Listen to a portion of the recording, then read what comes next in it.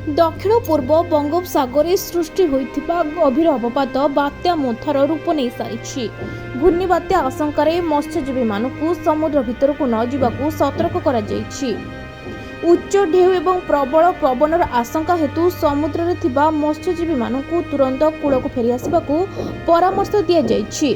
शीत ऋतु आरंभ होगा सहित घूर्णिझड़ दक्षिण भारत में विपर्यय सृष्टि करिपारे। तेबे प्रश्न हेउछि शीत ऋतु रे अधिकांश बात्या काहेकि हुए। विशेषज्ञ माने कहନ୍ତି जे शीत ऋतु रे बात्या सृष्टि हुए कारण समुद्र जल उष्म रहिथाय। पाग ठंडा हेले मध्य बात्या सृष्टि हेबा पई समुद्र पृष्ठर तापमात्रा प्राय 26 डिग्री सेल्सियस किंबा ताठारु अधिक हेबा आवश्यक।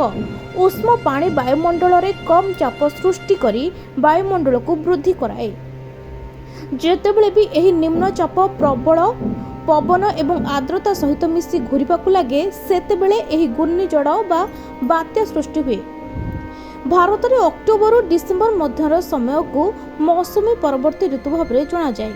यह समय मध्य पवनर दिग और चाप परिवर्तन होता है, जहाँ फल बंगोपसागर एवं आरब सागर भली अंचल में घूर्णिबात्यार संभावना वृद्धि पाई थाए।